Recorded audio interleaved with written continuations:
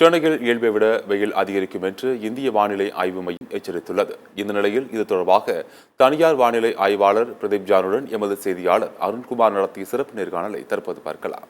April மாதம் இறுதியில் தான் இந்த வெயில் காலம் தொடங்கும். ஆனால் இந்த ஆண்டு பிப்ரவரி ஆரம்பமே இந்த தொடங்கியிருக்கு. இதை நம்ம எப்படி எடுத்துக்கலாம்? இதை பொதுமக்கள் எப்படி சமாளிப்பாங்க இந்த வெயில்?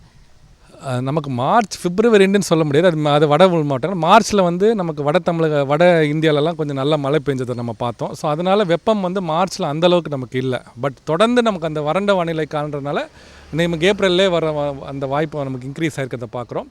ப்ளஸ் உள் மாவட்டங்களில் பொதுவாக 40 டிகிரி வரைக்குமே நமக்கு போகும் ஏப்ரல் மாதத்தில் அந்த ஏன்னா அவங்களுக்கு கிழக்கு காற்று வீசிக்கணும். ஸோ அவங்களுக்கு இப்போ மேற்கு மாவட்டங்கள், அதாவது அந்த கொங்கு மாவட்டங்கள்லாம் பார்த்திங்கன்னா இங்கேருந்து கிழக்கு காற்று வீசும்போது அவங்களுக்கு தரைக்காற்று. ஸோ இங்கேருந்து அந்த சூடெல்லாம் எடுத்துக்கொண்டு நீங்கள் அவங்க பொதுவாகவே பார்த்திங்கன்னா கோயம்புத்தூர், திருப்பூர் இவங்கெல்லாம் ஏப்ரல்லே நமக்கு அதிகமாக அவங்களுக்கு வெப்பம் இருக்கும். பட் இந்த வாட்டி அந்த 38, 40ன்றது இப்போ 42, 43 வரைக்குமே நமக்கு போகிறத பார்க்குறோம். ஸோ அதுக்கு மெயின் ரீசன் அந்த வறண்ட வானிலை தான் நான் சொல்கிறேன். கடந்த 2003ஆம் ஆண்டு 119 டிகிரி சென்னையில் வெயில் அடிச்சுது. இந்த ஆண்டு ஈரோட்டில் 109 டிகிரி, அதாவது 2 தினங்களுக்கு முன்பு வெயில் அடிச்சிருக்கு. இதற்கு காரணம் என்ன? இந்த காலநிலை மாற்றம் காரணமா இல்லை வேறு ஏதாவது காரணம் உள்ளதா?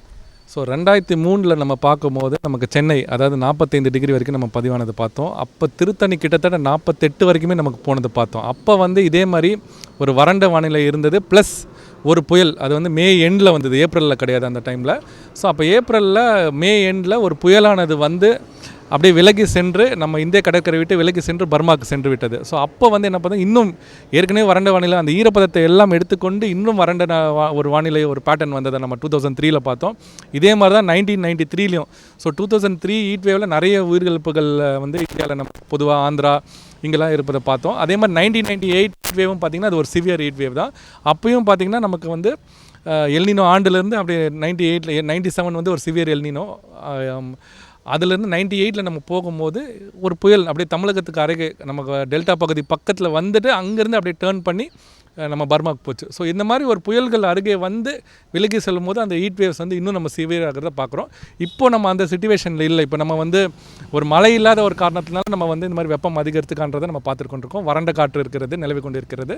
ஸோ மேலே போகும்போது என்ன ஆகும்னா நம்ம தென்மேற்கு பருவமழை நமக்கு ஜூனில் தொடங்குன்ற நமக்கு எல்லாருக்குமே தெரியும். ஸோ அந்த மே மாதத்தில் என்ன ஆகும்னா அந்த காற்று திசை கிழக்கு காற்று அப்படியே கொஞ்சம் கொஞ்சமாக ஏப்ரலில் ஒன்றுமே இல்லை, ஒரு காற்று இல்லாத ஒரு இதில் இருப்போம். மே மாதம் அந்த கிழக்கு காற்று என்ன பண்ணோம், கம்ப்ளீட்டாக அப்படியே மேற்கு திசை காற்றாக மாற்றோம். ஸோ நம்ம கடலோர மாவட்டங்கள்லாம் பார்த்திங்கன்னா அப்படியே தரைக்காற்று மேற்கு திசையிலேருந்து வீசக்கூடும். இப்போ பார்த்திங்கன்னா கிழக்கிலேருந்து வீசிக்கொண்டு இருக்குது. ஸோ அப்போ இப்போ உள் மாவட்டங்கள் மட்டும் போக போக கடலோர மாவட்டங்களுக்கும் இந்த வெப்பம் அதிகரித்து காணப்படும். சென்னையில் வெயில் அதிகமாக இருக்கக்கூடிய சூழலில் பொதுமக்கள் வெளியே வர தவிர்க்கிறாங்க. இந்த தவிர்ப்பதற்கான தமிழக அரசு என்ன மாதிரி நடவடிக்கை எடுக்கணும் இந்த வெயில் முன்னெச்சரிக்கைக்காக? மெயினாக அவேர்னஸ் தான். நமக்கு பொதுவாக சென்னையை பொறுத்த வரைக்கும் இப்போ ஏப்ரலில் பார்த்திங்கன்னா நமக்கு கடல் காற்று காலையிலே விடுது. ஒரு 10 மணி 11 மணிக்கெல்லாம் பார்த்திங்கன்னா நம்ம பீக் டெம்பரேச்சர் பார்க்குறோம்.